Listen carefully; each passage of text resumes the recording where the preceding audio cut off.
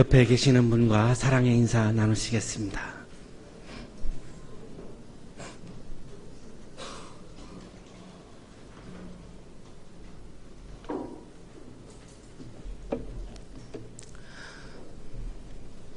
에르네스트 블로우는 1885년 7월 8일에 독일에서 태어났습니다. 내일이 생일이네요. 예. 20살 때 아비투어 대학 입학 자격시험에 아주 간신히 합격을 합니다. 그리고 미넨과 뮤르츠부르크에서 철학을 공부를 했고 부전공으로 음악과 그리고 물리학을 공부를 했습니다. 대학 입학하고 나서 6학기 만에 이 23살 때인데요. 철학 박사 학위를 받습니다. 고등학교 때 공부 잘하는 거하고 대학에 가서 공부 잘하는 것이 다른 것 같아요. 대학 입학 자격 시험은 간신히 합격을 했는데 6학기 만에 박사 학위 받은 거를 보면 그래서 이 잠재력 있는 학생들을 뽑으려고 굉장히 많은 다양한 이슈 선양을 또 이렇게 연구하는 분들도 계시는 것 같습니다. 나치가 등장하면서 도저히 나치 아래에서는 살 수가 없었습니다. 그래서 48세 때에 스위스 쥐리히로 망명을 하고 49세 때 오스트리아 빈으로 50세 때에 파리로 51세 때에 프라하로 그리고 53세 미국으로 망명을 합니다. 굉장히 떠돌이 생활을 하는 거죠. 한 사람이 나의 나라를 만들려고 하면 이렇게 많은 사람들이 고통을 당하고 한 사람이 나의 나라를 추구하면 많은 사람들이 이렇게 어렵고 힘든 고통을 받게 된다는 것을 우리에게 보여주고 있습니다. 미국에 있을 때 희망의 원리라고 하는 책을 탈고를 했습니다. 블로우의 가장 유명한 책인데요. 그리고 나서 64세 때에 동독에 있는 올해 610주년을 맞이하고 있는 라이프치 대학의 철학 교수가 됩니다. 64세 때에 교수가 됐으니까요. 정말로 본인에게는 굉장히 아마 감격스러운 그런 순간이었을 것입니다. 61년에 서독을 여행을 하다가 베를린 장벽이 이렇게 건설되니까 그것에 대한 항의하는 마음으로 동독으로 돌아가지 않습니다. 모든 삶의 터전이 다 동독에 있었지만 이 장벽을 인정하고 싶지 않은 거죠. 그래서 장벽을 건너가지 않고 그냥 서독에 머물게 되고 튜빙겐 대학에서 초청 교수로 강의를 했습니다. 희망의 원리라고 하는 책에서 가장 중요한 개념으로 사용하고 있는 것이 아직 아닌 존재, 다스 no need design, 아직 아닌 존재라고 하는 그런 개념입니다. 블로그는 희망은 아직 존재하지 않는 것이라고 말합니다. 우리가 그동안 사용했던 아님, 이것을 아직 아님으로 바꿉니다. not을 난 예수로 바꾼 거죠. 우리는 이것이 아니라고 이렇게 단정을 짓는데 단정 짓는 것은 오류라는 겁니다. 아직 아닌 것이지 아닌 것은 아니라는 거죠. 미래는 우리가 알 수가 없기 때문에 아직 아님이지 모든 미래는 아직 아님이지 미래 속에 아님은 없다라고 이렇게 얘기하는 거죠. 내가 현재 가난하다고 하면 아직 부유하지 않은 거지 가난이라고 하는 것이 나에게 결정된 것이 아니라고 하는 거죠. 내가 지금 몸이 아픈 것은 아직 안 나은 거지 아픈 상태가 그냥 확정적으로 내가 이렇게 결정된 것은 아니라는 거죠. 여기에서 희망이라고 하는 것을 블로우는 이야기를 하는데요. 인정하겠습니다. 아직 의식되지 않은 것과 아직 이루어지지 않은 것은 인간의 모든 지적 능력과 모든 존재의 지평을 가득 채우고 있음에도 불구하고 개념화되기는커녕 한 번도 언어로서 표현된 적이 없다. 아직 우리들에게 의식되지 않은 것, 아직 이루어지지 않은 것에 대해서 철학적으로 이것을 규명하거나 이거를 어떤 용어로 사용한 적이 한 번도 없었다라고 하는 것을 지적을 하는 거죠. 테렌티우스 파로는 라틴어 문법을 처음으로 연구하다가 미래, 푸투름이라는 시제를 잊어버렸다고 한다. 이렇듯이 미래는 철학의 영역에서도 지금까지 아주 적절하게 해명된 바가 없다.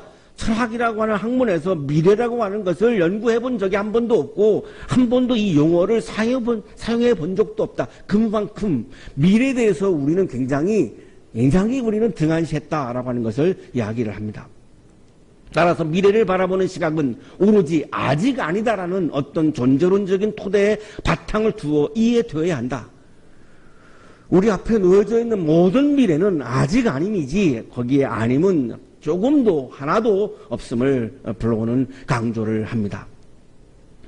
아직 아님은 현재의 비어있는 상태, 결핍의 상태인데 그러나 그것은 아직 아님이기 때문에 미래는 모든 것이 다 희망으로만 가득 차 있다라고 하는 주장을 강하게 합니다. 예수님의 희망은 무엇이었을까요? 예수님의 꿈은 무엇이었을까요? 예수님이 가장 치열하게 추구했던 것은 무엇일까요? 이것이 오늘날 교회와 그리스도인들이 추구해야 하는 것인데요. 우리가 믿고 우리가 예배하고 있는 이 예수님이 살아있는 동안 3년 동안 공생애 동안 가장 치열하게 추구하고 가장 치열하게 붙잡고 가장 치열하게 정말 삶을 살았던 그 주제가 무엇이냐라고 하는 겁니다. 그것은 이 땅에 도래하는 하나님 나라였죠. 로마의 식민지 하에서 로마 황제의 나라인 상황에서 하나님의 나라가 도래하지 아니하면 이스라엘 사람들에게는 희망이 없는 거죠. 기쁨이 없는 거죠. 행복이 없는 거죠. 로마 황제의 식민지로 살고 있는데 거기에서 뭘 어떻게 위로할 것이며 거기에서 무슨 희망을 찾을 수 있겠습니까? 오로지 하나님의 나라 외에는 어떤 희망도 존재하지 않았습니다. 그래서 예수님의 첫 설교는 이렇게 말씀하십니다. 때가 찼다. 하나님의 나라가 가까이 왔다. 회개하라. 복음을 믿어라. 이것이 예수님의 첫 설교입니다. 하나님의 나라가 가까이 왔다. 하나님의 나라가 예수님의 첫 설교라고 하는 것은 예수님의 꿈과 예수님의 비전과 예수님의 희망은 모두 다 그냥 하나님의 나라에 가 있었습니다. 예수님의 기도 제목, 그 나라를 오게 하여 주시며 그 뜻을 하늘에서 이루심 같이 땅에서도 이루어 주십시오. 홀로 동산에 올라가서 외딴터에 올라가서 치열하게 예수님이 기도하셨습니다. 그런데 그 기도 제목이 뭐였을까요? 병을 낫게 해달라, 악령을 내쫓게 해달라. 대부분의 예수님의 기도하신 장면들은 악령을 내쫓고 병자를 고친 다음에 기도하셨습니다. 뭘 해달라고 하는 기도가 없었습니다. 예수님의 치열한 기도의 제목은 하나님의 나라가 오게 하여 주십시오. 어디에? 여기에 하나님의 나라가 오게 하여 주십시오. 하나님의 나라가 이 땅에 지금 여기에 도래하는 것을 놓고 예수님은 치열하게 기도하셨습니다. 오늘날 한국의 그리스도인들의 기도 제목이 뭐죠? 예수님의 기도 제목은 오로지 하나님의 나라가 오게 해달라고 기도하셨습니다. 한국 교회의 기도 제목이 뭘까요? 예수님께서 이 하나님 나라를 이루기 위해서 혼자의 힘으로는 할 수가 없었고, 그래서 제자들을 모으죠. 이 제자들을 가르칩니다. 이걸 우리가 오늘날 한국교회에서 제자 훈련이라고 말하는데요. 제자 훈련의 내용이 뭐였냐면 너는 가서 하나님 나라를 전파하여라, 이거였습니다. 제자 훈련의 핵심은 하나님 나라를 전파하여라, 하나님 나라였습니다. 한국교회에서 가장 유명한 두 개의 제자 훈련을 제가 하나는 직접 살아계실 때, 그분 살아계실 때 가서 세미나를 제가 참석했고, 또 두 번째 유명한 것은 제가 일반 교회에 있을 때 직접 제자 훈련을 인도했었습니다. 자, 그런데 그 제자 훈련 교재에 하나님의 나라라고 하는 단어는 한 번도 나오지 않습니다.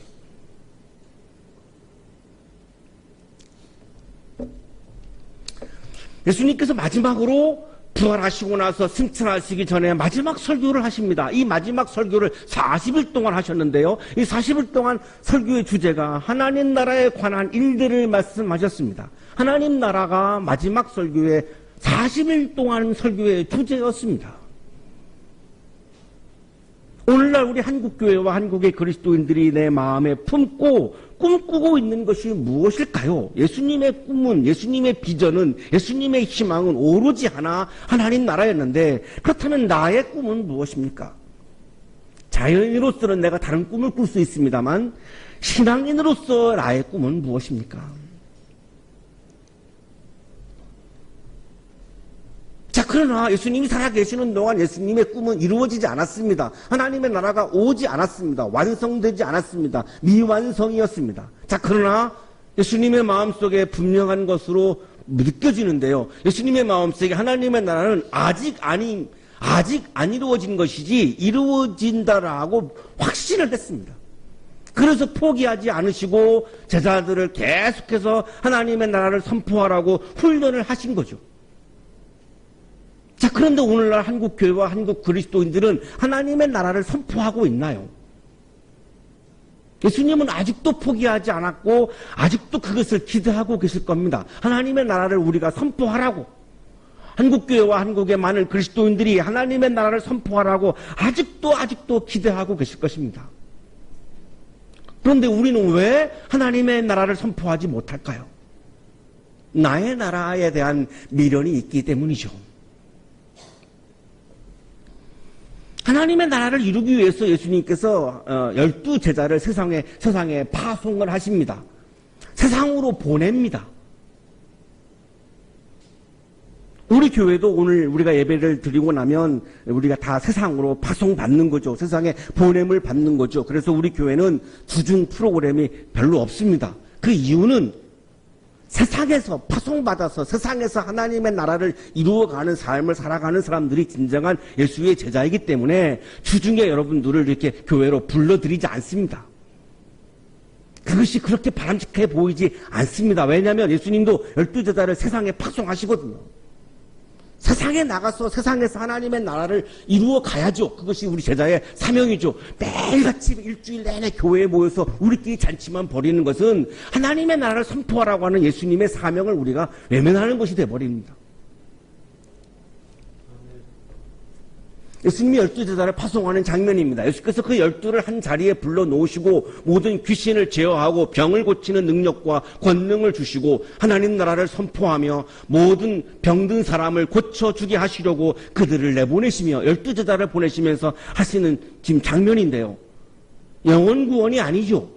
병든 사람을 고쳐주는 장면을 우리가 보면 영혼 구원이 아닙니다. 교회 성장도 아닙니다. 오로지 하나님의 나라를 선포하라라고 말씀하시면서 12제자를 세상에 보내신 거죠. 한국교회가 지금 추구하고 있는 대표적인 두 가지 주제를 꼽는다면 영혼 구원, 교회 성장인데요. 예수님은 제자들을 보내시면서 영혼 구원을 말씀하시지 않았고 교회 성장을 말씀하시지 않았고 하나님 나라를 말씀하셨죠. 자, 그래도 아직 하나님의 나라가 이루어지지 않았죠. 아직 아님입니다. 아직 미완성입니다. 예수님 포기하지 않습니다. 왜? 희망을 갖고 있으셨습니다. 그 희망을 가진 이유가 뭐냐면 아직 아님이지 아님이 아니었습니다. 하나님의 나라가 도래하지 않은 것은 아직 아님이지 아님이 아니었기 때문에 예수님은 희망을 포기하지 않습니다. 그래서 다시 또 한 번 이번에는 72명을 72명을 세상으로 제자들을 파송하십니다. 자, 파송하시면서 이제 제자 훈련을 합니다. 제자 훈련을 이렇게 시작하시죠. 추수할 것은 많으나 일꾼이 적다. 그러므로 추수하는 주인에게 추수할 일꾼들을 보내달라고 정하여라. 예수님은 제자들을 72명을 제자 훈련하시면서 마음속에 확신이 있었어요. 하나님의 나라를 우리가 선포하면 반드시 추수가 있다, 열매가 있다, 하나님의 나라가 이루어진다라고 하는 확신이 있었어요. 이것이 바로 아직 아님이었기 때문에 가능했던 거죠. 하나님의 나라가 아직 이루어지지 않은 아직의 세계에서 이미 하나님의 나라가 이루어졌음을, 아직의 세계에서 이미의 세계를 바라보셨고, 그래서 확신이 있었고 추수에 대한 확신과 믿음이 있었던 거죠. 그래서 지금 제자들을 훈련하고 있는 거죠. 가거라, 내가 너희를 보내는 것이 양을 이리 가운데로 보내는 것과 같다. 하나님의 나라를 전하는데 왜 이리를 만날까요? 도처에는 하나님의 나라를 부정하고 나의 나라를 주장하는 사람들이 있기 때문에 그 나의 나라를 주장하는 히틀러와 같은 사람들은 바로 이리와 같은 사람들이죠.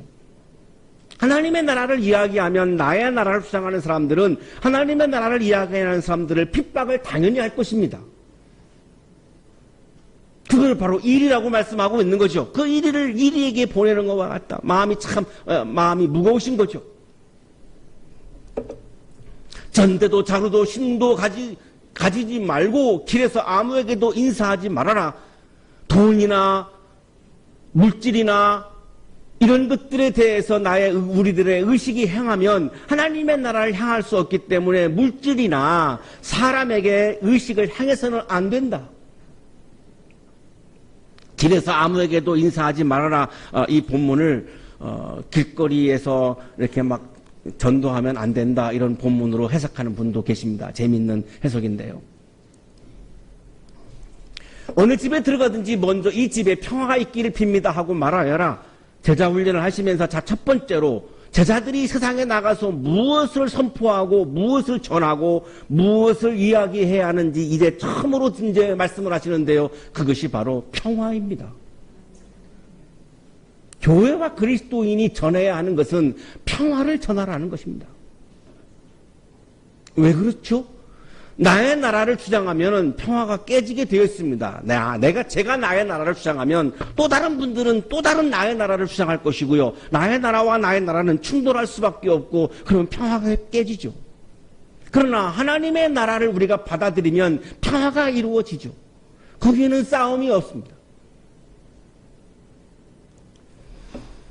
그리스도인과 교회의 사명은 평화입니다. 싸움과 전쟁을 부추기는 것은 그리스도인의 사명이 아닙니다. 분명히 예수님은 제자들을 파송하시면서 제자 훈련하시면서 첫 번째로 강조하신 단어가 평화를 말씀하셨어요. 평화를 전하는 게 그리스도인이고 평화를 전하는 게 예수님의 제자라는 겁니다. 자, 그러나 한국교회 제자훈련 교재에는 평화라는 주제가 아예 없습니다. 싸우겠다는 거죠. 모든 교회들이 다 나의 나라를 추구하겠다는 거죠. 그러니 평화를 말할 수가 없죠. 평화를 말하면 하나님의 나라를 받아들여야 하니까요.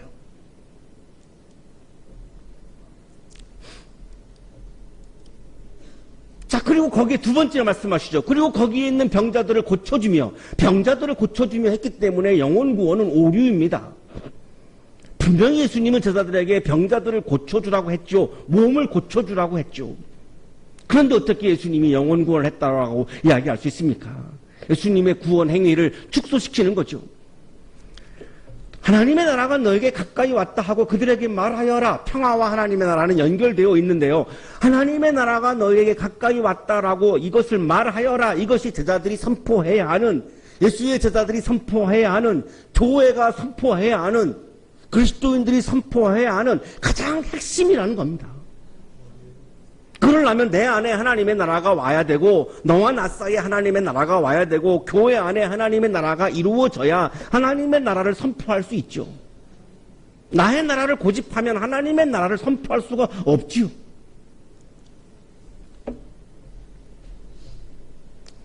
어쨌든 그럼에도 불구하고 예수님의 제자라면, 그리스도인이라면, 진정한 기독교로서의 교회라면 가장 핵심적으로 전해야 되는 것은, 가장 핵심적으로 전파해야 하는 것은 하나님 나라가 너희에게 가까이 왔다.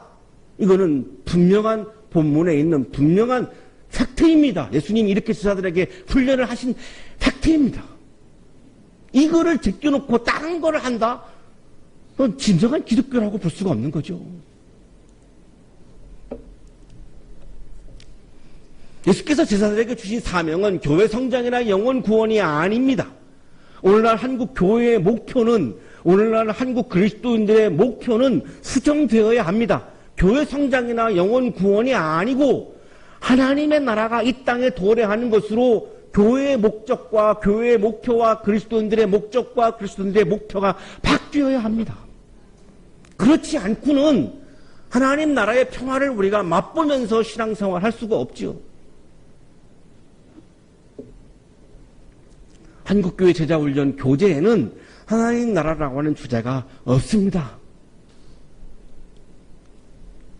가까이 왔다라고 하는 이 헬라어 성서는 엥기켄입니다. 현재 완료형이죠. 이미 시작은 되었고 아직은 완성되지 않았고 바로 아직 아님. 블로가 얘기하는 아직 아니 바로 이 엥기켄입니다. 영국의 캠브리지 대학교의 도두 교수는 엥기켄을 has come으로 번역해야 된다라고 주장을 합니다. 현재 완료, 시작은 되었으나 아직 이루어지지 않은 거지요. 이것을 이루어야 하는 사명이 누구에게 있습니까? 오늘날의 한국 교회와 한국의 그리스도인들에게 있는 거죠. 이걸 해야, 이거를 위해서 교회가 있는 거고, 이것을 위해서 우리가 그리스도인으로 부르심 받은 거지, 나의 나라를 이루기 위해서 우리가 교회가 세워지고 그리스도인들이 부르심 받은 건 아니죠. 예수께서는 미완성 앞에서 포기하지 않았습니다. 아직 예수님이 살아계실 때, 예수님이 승천하실 때까지도 하나님의 나라는 이루어지지 않았습니다. 시작은 되었으나 이루어지지 않았습니다. 아직 아님이었습니다. 그러나 예수님은 끝까지 포기하지 않았습니다. 승천하는 그 순간까지도 포기하지 않았습니다. 그래서 제자들에게 끊임없이 하나님의 나라를 선포하라고 말씀하셨고, 하나님의 나라를 희망을 품고 끝까지 예수님은 힘차게 나아가고 행진하는 삶을 했던 것이죠. 그래서 십자가에 죽기까지도 하신 거죠. 하나님의 나라를 반대하는 로마 황제와 하나님의 나라를 반대하는 바리새파, 사두개파, 유대 종교 지도자들이 결탁해서 하나님의 나라를 자꾸만 이야기하는 예수님을 죽였습니다. 그러나 예수님은 그래도 하나님의 나라를 포기하지 않았습니다. 이것이 예수님의 유일한 꿈과 유일한 희망이요, 유일한 비전이었기 때문에, 예수님의 유일한 사명이었기 때문에, 아직 아님으로 보았기 때문에 예수님은 이것을 포기하지 않을 수 있었습니다. 아직의 세계에서 이미의 세계를 보았습니다. 아직 이루어지지 않은 하나님의 나라에서 이미 이루어진 하나님의 나라를 보았습니다. 이것이 믿음입니다. 아직 이루어지지 않은 하나님의 나라에서 이미 이루어진 하나님의 나라를 보는 게 믿음이고, 그것이 신앙입니다. 나의 나라를 이루어지게 해달라고 기도하는 것은 신앙이라고 말하기 어렵습니다. 그것은 욕망입니다. 아직 이루어지지 않은 하나님의 나라에서 포기하지 않고 아직 아님으로 바라보며 이미 하나님의 나라가 이루어졌음을 바라보는 것, 이것이 신앙, 이것이 바로 기독교 믿음입니다. 어느 고을에 들어가든지 사람들이 너희를 영접하지 않거든. 그러나 나의 나라를 추구하는 사람들은 하나님의 나라를 이야기하는 것을 상당히 불편해할 수밖에 없죠. 그래서 제자들을 영접하지 않는다는 것입니다.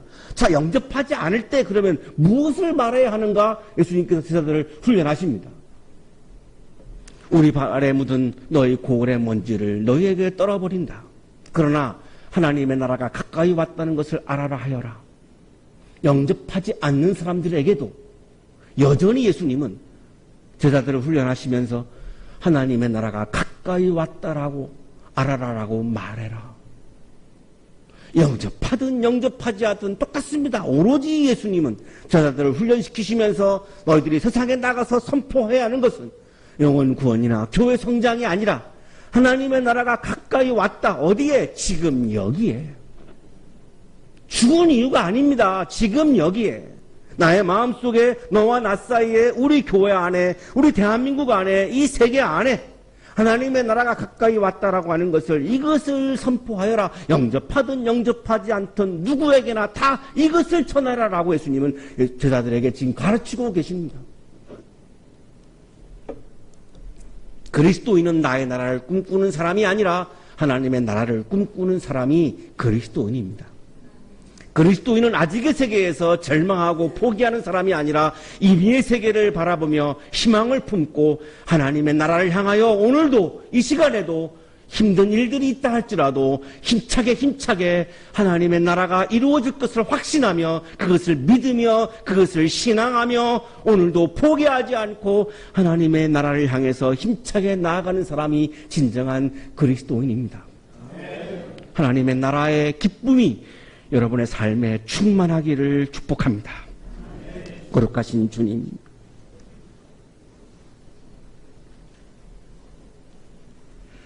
하나님의 나라를 그렇게 꿈꾸시고 하나님의 나라를 그렇게 기도하시고 하나님의 나라를 전하라고 그렇게 애절하게 말씀하셨는데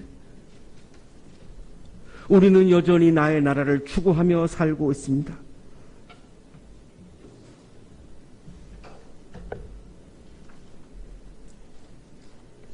우리를 긍휼히 여겨주시고 우리의 마음속에서 주님의 주권을 인정하고 예수 그리스도를 우리의 주인으로 모시어 주님의 나라를, 하나님의 나라를 내 마음에 채워서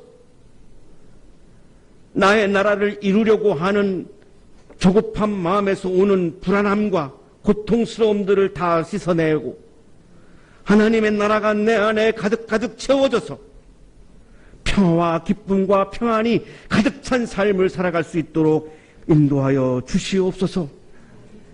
우리 한양대학교에 속해 있는 우리 모든 가족들 한 사람 한 사람을 기억하여 주셔서 하나님 나라의 평화가 충만한 삶이 되도록 인도하여 주옵소서.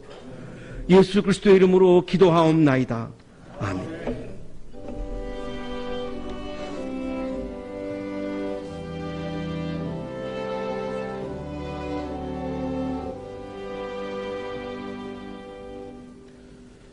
오늘 우리에게 주신 말씀 기억하시면서 주위의 분들과 함께 사랑의 인사 나누겠습니다.